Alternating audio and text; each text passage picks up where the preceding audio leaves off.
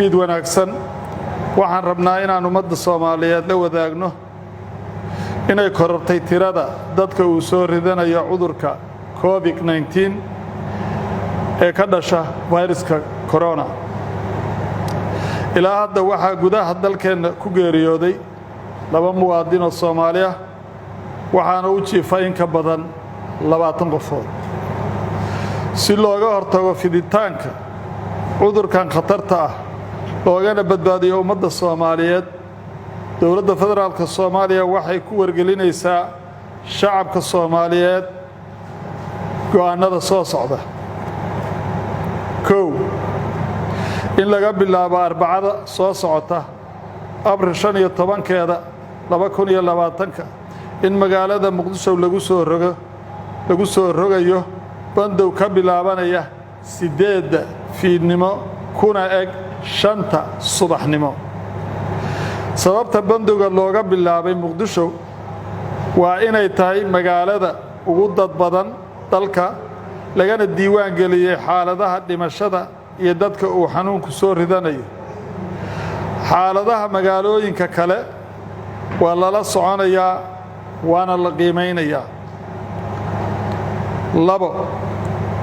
bandowgu wuxuu saameynayaa dhammaan ganacsiga, isu socodka gaadiidka iyo dadka, marka laga reebo dukaanada cunada qalalan laga iibsado iyo xarumaha caafimaadka sida farmashiyeyaasha iyo isbitaalada.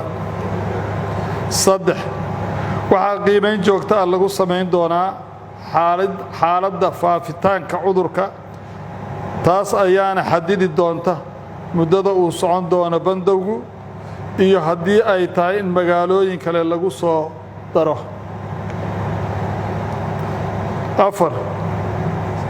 si aan dadkeena uga badbaadino cudurkan khatarta ah waxaa laga codsanayaa ummadda Soomaaliyeed oo dhan inay bandowga u hoggaansamaan. 5.